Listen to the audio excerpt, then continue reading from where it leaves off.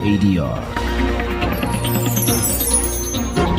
promoting dialogue. It's midday in Dakar and 1 o'clock in Abuja. Good afternoon and many thanks for staying tuned to West Africa Democracy Radio, broadcasting on 94.9 FM and around the world on wadr.org. Welcome to Newslink. Here are the top stories. WDL hosts a virtual panel on the impact of Donald Trump's aid cut on Africa today. Senegalese Prime Minister Sonko chairs an interministerial meeting to improve access to civil status documents. There is a total of 409,787 preschool and elementary school pupils without birth certificates in 2024 and a lack of synergy between state and non-state actors, both within the country and in the diaspora. President Mahama and Mada Bio pledges to strengthen bilateral cooperation between Ghana and Sierra Leone. And Nigeria's President Tinubu declares a 6-month state of emergency in Rivers State following power tussle crisis. I feel greatly disturbed at the tone we have come to regarding the political crisis in Rivers State. With the crisis persisting, there's no way democratic governance, which we all fought and worked for, can thrive to the benefit of the good people of the state. Please stay tuned for details of these stories and more. Here is a more edit with Newslink. Many thanks for joining our broadcast and a warm welcome to all of our listeners across the sub-region. Well, let's begin with WDL's virtual panel of discussion to assess the impact of the international aid freeze on Africa. To be specific, the suspension of aid the Donald Trump-led administration through the United States Agency for International Development, USAID. Now, while President Trump had promised to make America great again through reform policies such as increased border security, measures the fight against crime and drug abuse, deportation of illegal migrants, among others, one of his executive orders, which was the shutdown of USAID, has sent shockwaves across the world. Africa, a continent that depends on assistance from the U.S. agency, is not spared, a concern that West Africa Democracy Radio will be assessing today at 2 p.m. in English and 3:30 p.m. in French. Well, the host of the English webinar, my colleague Abdullah Hassan, is in the studio with me for details about this. Abdullah, welcome. Good to have you. Good afternoon, Imo, and good afternoon to you out there, our esteemed listeners. So, like you rightly said, let me start with this background. Since Donald Trump returned to the White House as the 47th American president on January 20, 2025, he has signed at least, Imo, 89 executive orders. That's 89. Yeah. And so the American leader would, however, sign an EU that shut down USAID, which assists millions of people in developing countries around the world, including in Africa. And so the WADR webinar will feature experts to assess the impact of the aid suspension has had on critical sectors of countries affected. And here we are talking about health, education, agriculture, environment and climate change, human rights and democracy, peace and security, and lots more. Just to add here, USAID, as a matter of fact, sometimes funds nation's budget, national budget. So, we were just talking about that before we came on. Exactly. How some governments leave like 30 to 40% of budget support, relying on the funds from USAID. From USAID. But don't you think it's time for them to start looking inwards, breaking the box, thinking outside that box? And this is why we're having the webinar today, Imo, to look inward. So the hybrid discussion aims to provide a framework for exchanges between key grassroots development actors and media actors for a critical analysis of the consequences of the American president's decision to, among others, analyze the effects of these decisions on Africa, strengthen awareness around the priority actions, and of course to explore alternatives to American aid. Indeed.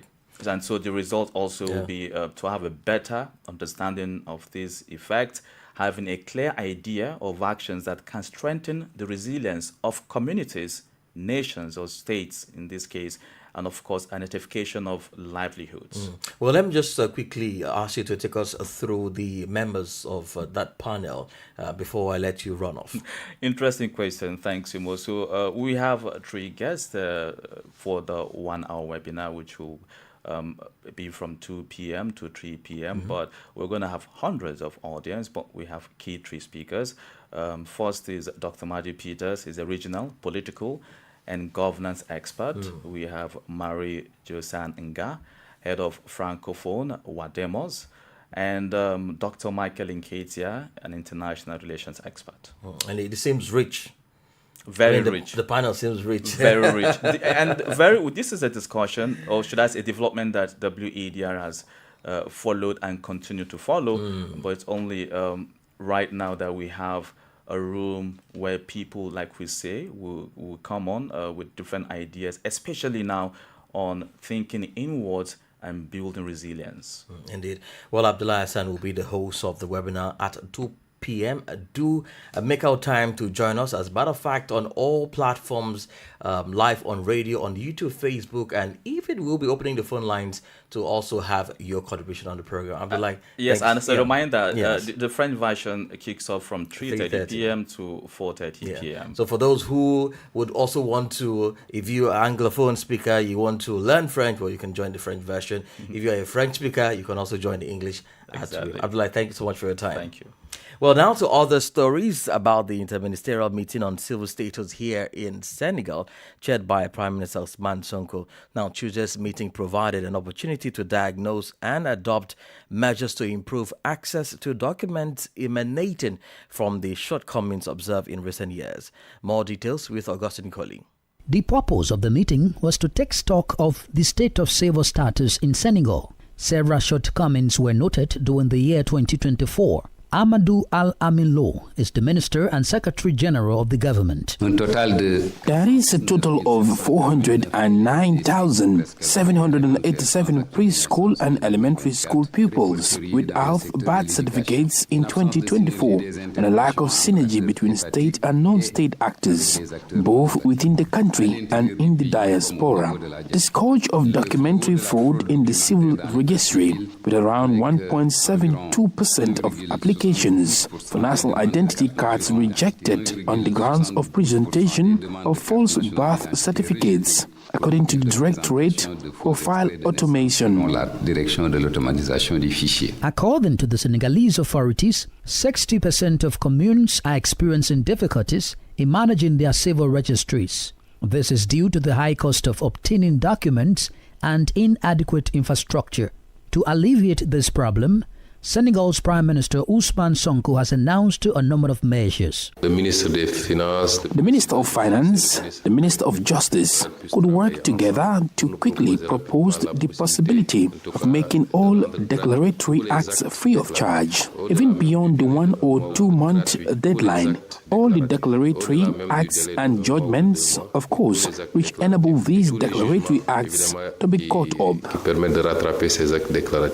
The inland regions of Senegal are most affected by this problem of access to civil status documents. A massive regularization plan will be deployed in the Casamance region, where more than 50,000 birth certificates are awaiting issuance.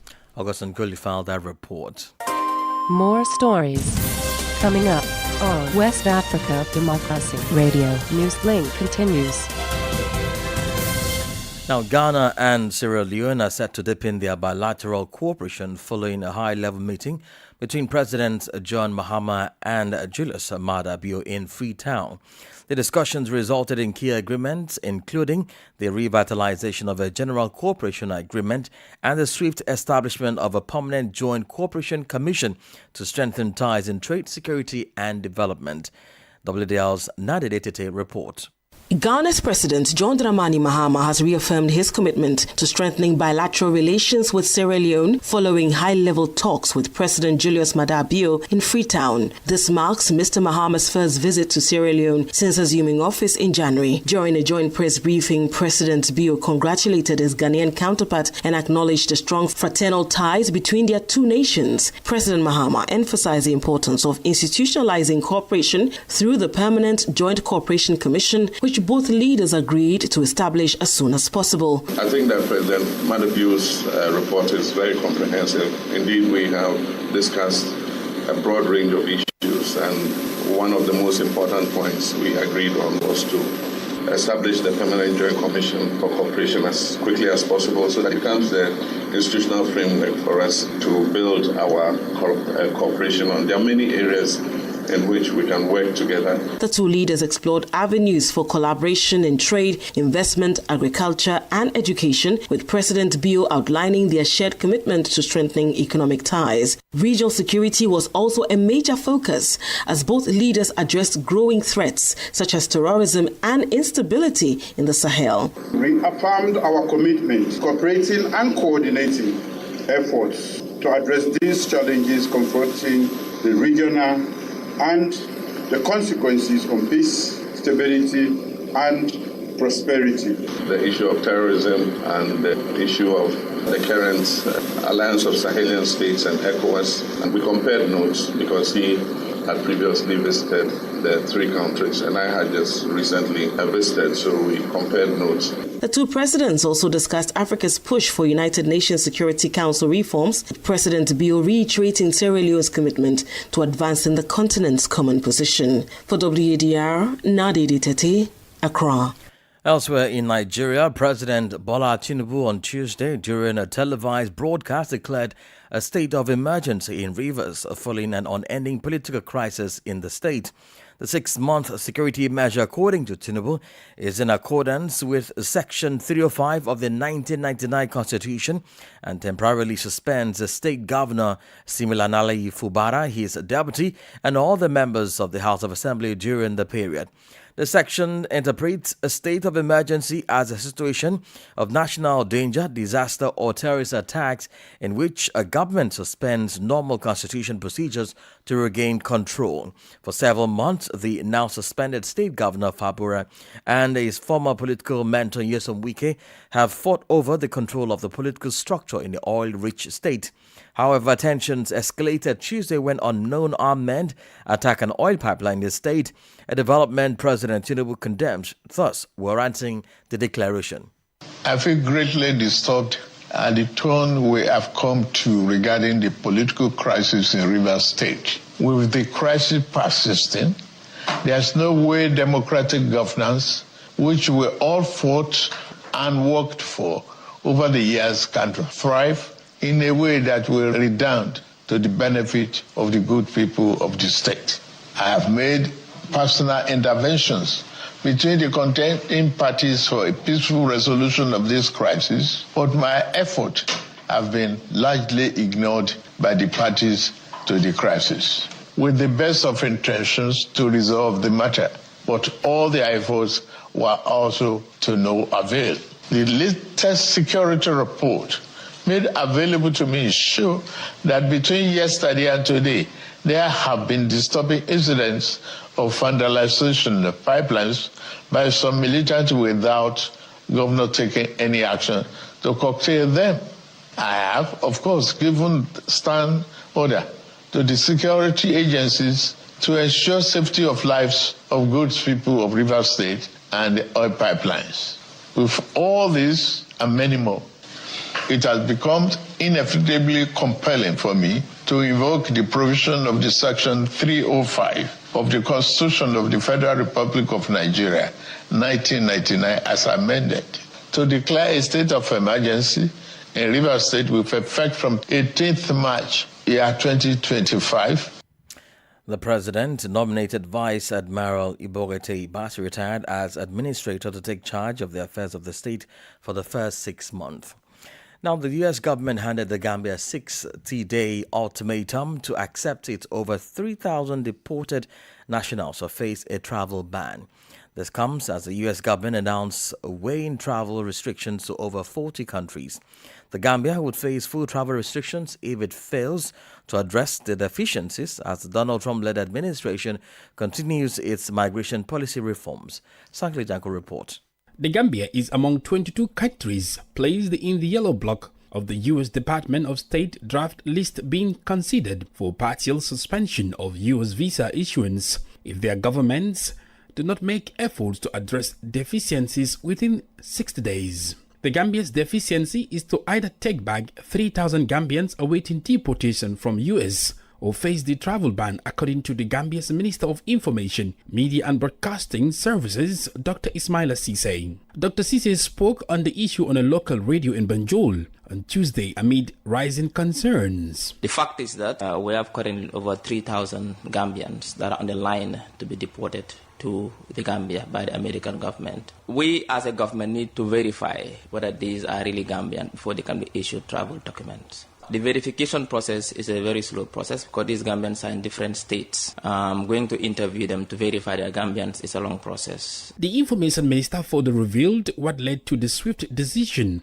by the US government to place the Gambia on a potential travel restriction. The US government had suggested that this thing be done virtually, and that was the issue back and forth. He had tried to find a solution to this, and because of the delay, it was an administrative decision to put Gambia on a list of countries to be potentially inflicted. I mean, these two countries share a very strong bilateral relationship to try to find a solution to the problem. Apart from this, nothing else is the reason for the potential travel restriction. Although no further details were provided surrounding the reasons for the deportation of these over 3,000 Gambians, the news about their return, according to experts, would affect thousands of households, judging by the significant roles they play back home. In 2024 alone, Gambian remittances accounted for $776 million, contributing more than 31% of the gross domestic product, GDP, of the Gambia. Sankuli Janku filed that report. You're listening to Newslink on West Africa Democracy Radio, broadcasting from Dakar, Senegal, and live on wadr.org. Here is a reminder of our top stories. WADR hosts a virtual panel on the impact of Donald Trump's aid cut on Africa today. Senegalese Prime Minister Sonko chairs an interministerial meeting to improve access to civil status documents. Presidents Mahama and Madabi pledged to strengthen bilateral cooperation between Ghana and Sierra Leone.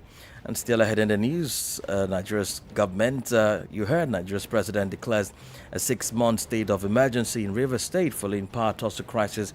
We do have the press review, a guest interview, and sports news. Please stay with us. West Africa Democracy Radio. It's you speaking. We're streaming live on wadr.org, YouTube, and Facebook. Now, the 73rd annual meeting of the West African Examinations Council officially commenced in the Liberian capital on Tuesday, bringing together educational stakeholders from 5 African nations: the Gambia, Ghana, Liberia, Nigeria, and Sierra Leone. This event underscores WAEC's tradition of hosting its annual council meeting rotationally among its member countries.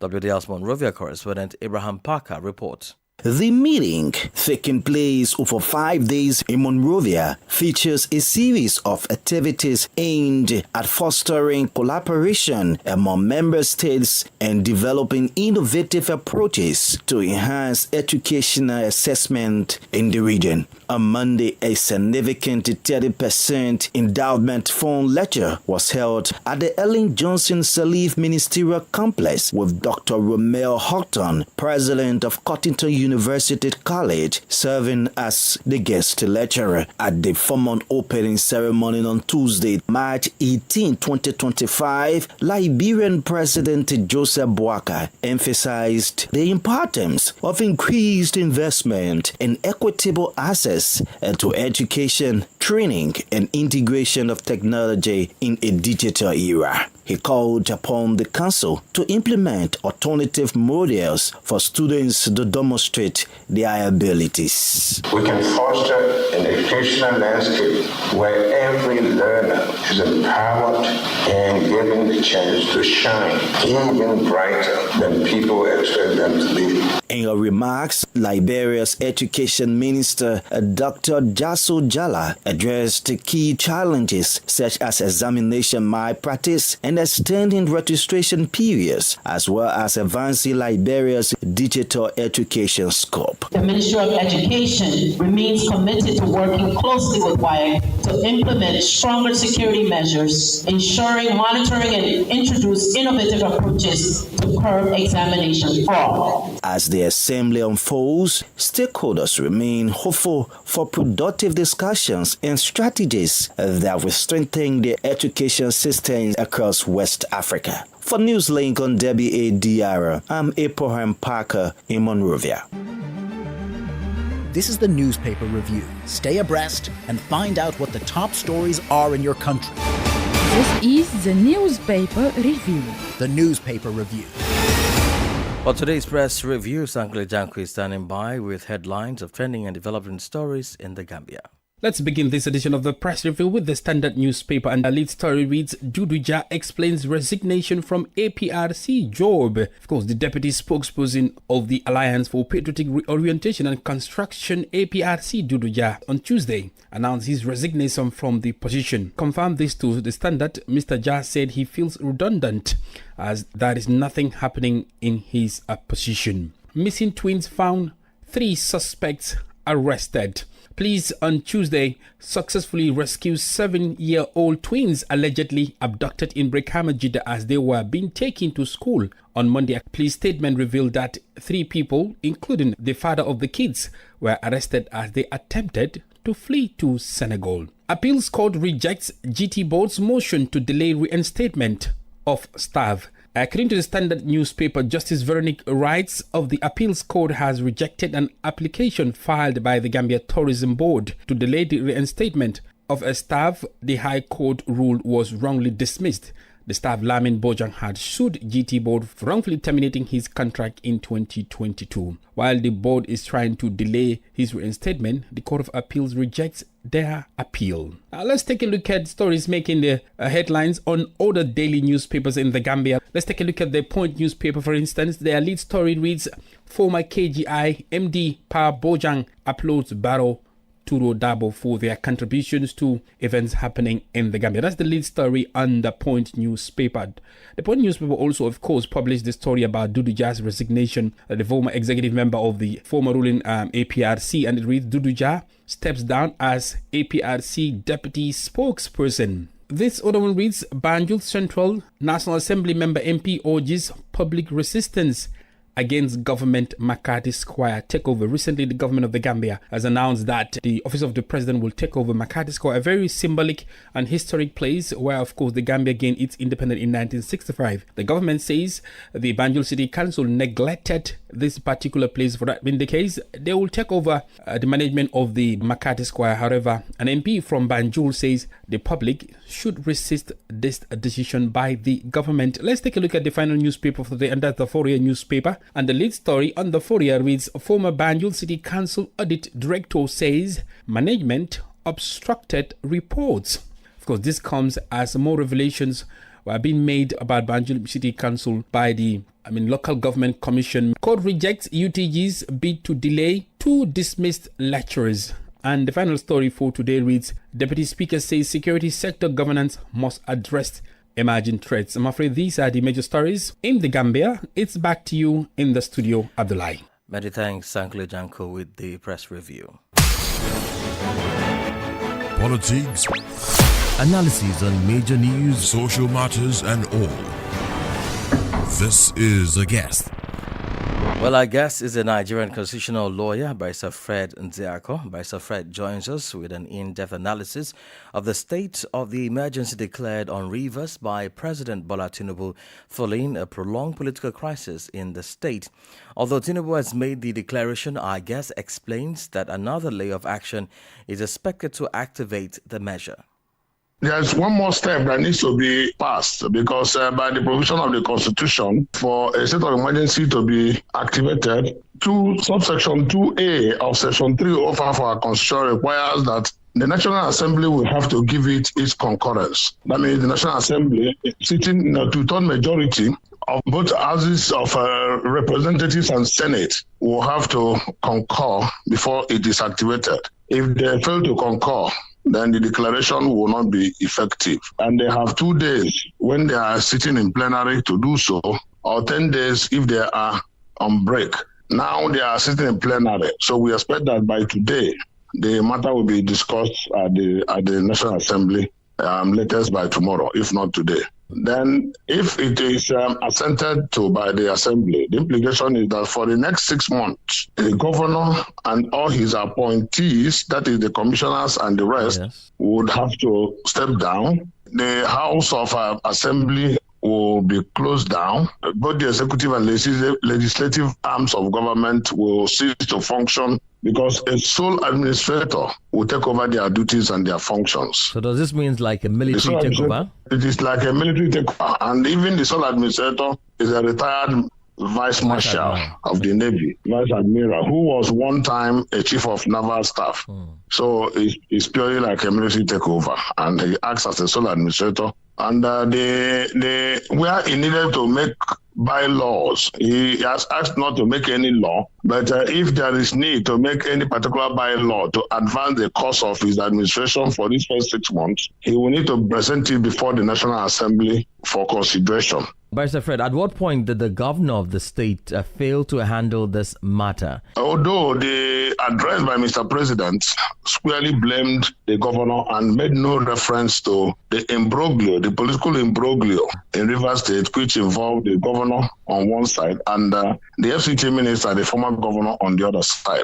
But the federal government decided to close one eye that is supposed to look at Wike and open the other eye and looked at Steve Fubara and heaped the whole blame on him that he failed to take some necessary steps. But so many people believe that it was politics that has gone too far, that there's an admixture of politics with security and economics in this matter, because the president also cited the fact that there was a bomb blast on one of the major oil pipelines, which of course is a major threat to our economic stability and is viewed as economic sabotage that needs to be arrested urgently. Now, Mr. President has used the state of emergency as his own version of the solution, which of course again many people are arguing that is not the solution, that is even pouring petrol into a raging fire. The issue of the state of emergency will not bring the required solution, but whether it will or will not, only time will tell.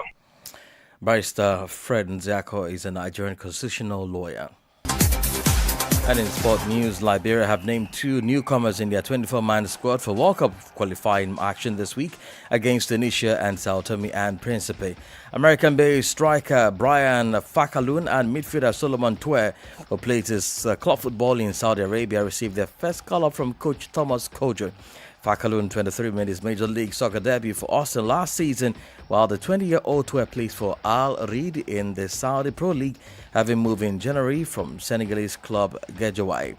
The squad comprises 14 foreign-based and 10 home-based players in the squad as Liberia look to keep themselves in contention.